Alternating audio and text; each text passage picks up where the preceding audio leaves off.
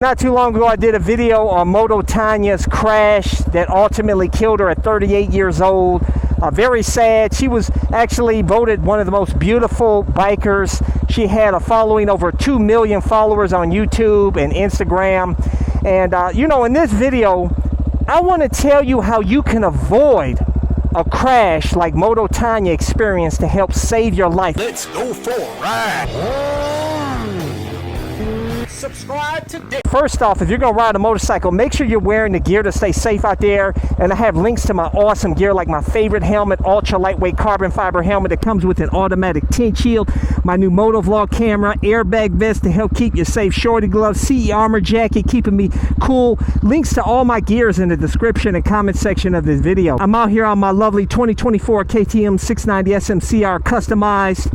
If you haven't seen the build series on that, go check it out. I have a link to the playlist in the top right corner. First off, it's really sad to see people die on a motorcycle out here, because the motorcycles get a bad name. You know, they're called dangerous. Motorcycles are dangerous. No, it's not the motorcycle, it's the rider. It's the riders that are dangerous, not the bike. The bike is only as good as the rider's skill. And a lot of these riders are riding out here with lack of defensive riding skills and lack of skills at all for a lot of them out here, believe it or not. But the problem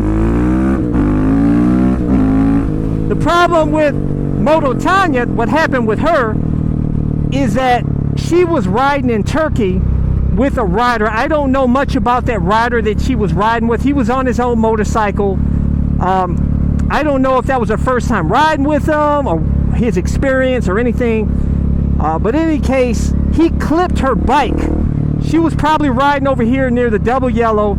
And I don't know if he was messing around, clowning or something. I don't know.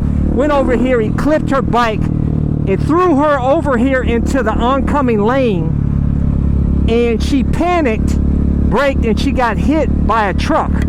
And the truck knocked her over to the side of the road, and she died instantly. 38 years old. Very sad and tragic.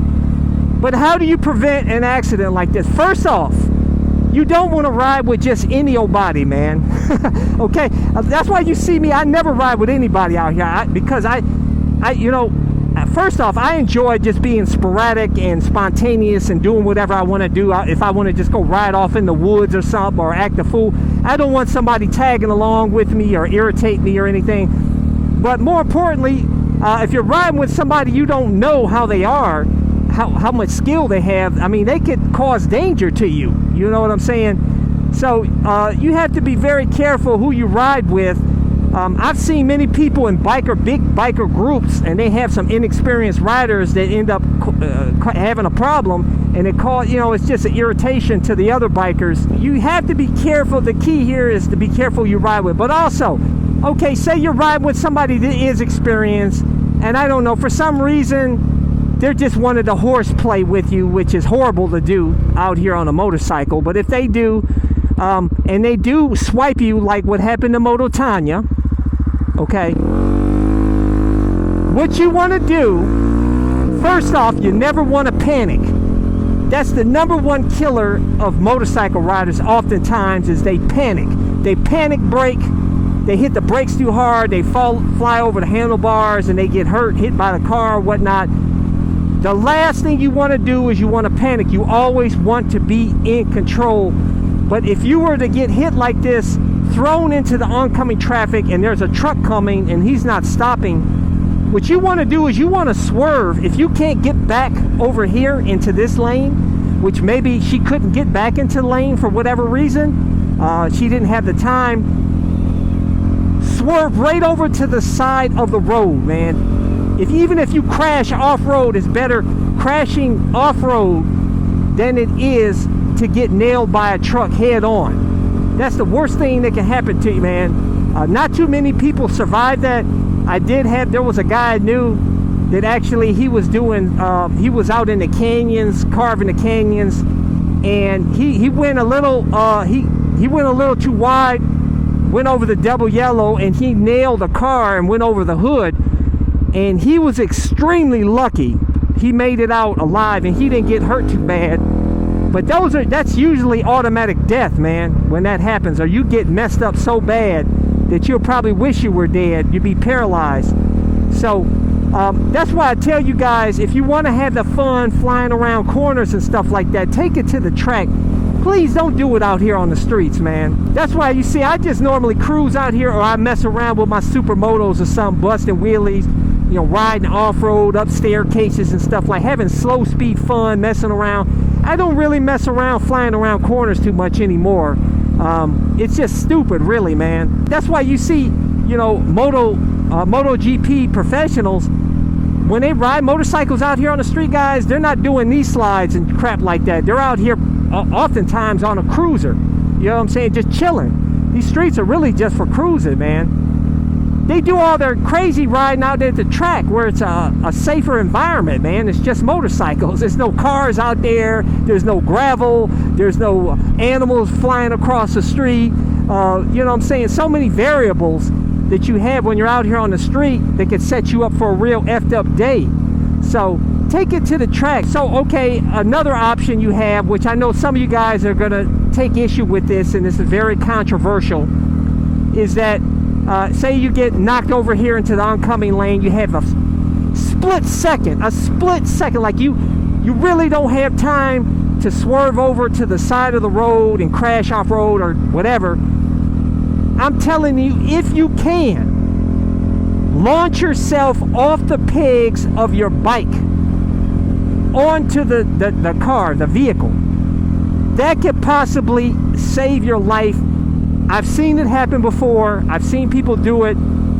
Everybody doesn't have a reaction, you know, have a quick reaction time like that. So many people, like I said, when they get caught with a head-on car like that, head-on collision, it's like a deer in a headlight.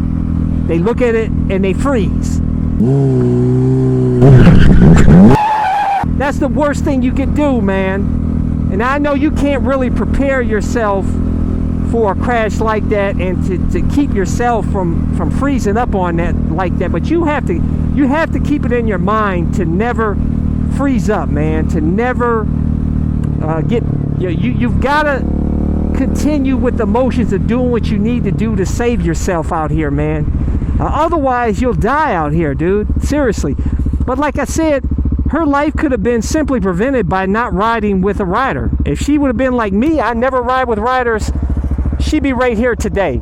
But I know everybody's not like me, and people enjoy riding with other riders, and there's nothing wrong with that. But know who you're riding with, okay? If it's somebody you know that's a good rider, somebody that has skill, somebody that doesn't play games, horseplay. Now, mind you, Moto Tanya, she was known to do stunts and crap around on her motorcycle, so I don't know if she was messing around or not. Maybe they were doing something, a selfie they're doing for Instagram or something, trying to make it look cooler. I don't know. I'm not going to speculate on that. I'm just going to assume that she was just riding regular. This guy just came up and somehow clipped her and threw her into the oncoming lane. And then she panic braked and she got hit and killed. But like I said, the panicking, I've done many videos on this in the past. Panicking has killed many a rider, guys. That's the worst thing you could do. Also, a lot of you riders out there, you noobs out there, make sure you're taking the MSF class, guys, because they will teach you how to brake and swerve. They'll teach you some safety maneuvers that can help save your life, okay? And make sure you're wearing all the gear. Like I said, have links to all of my gear here to help keep you safe. You don't have to spend a ton of money on gear, guys. This CE armor jacket here is less than $100. I think you get this for like 80 bucks. It flows a ton of air, has the back protector. It's got all the protection all around, everywhere you need it, your chest, everything, man. I've had this since 2012. And I crashed on it with an electric scooter, man, and it saved me from getting hurt.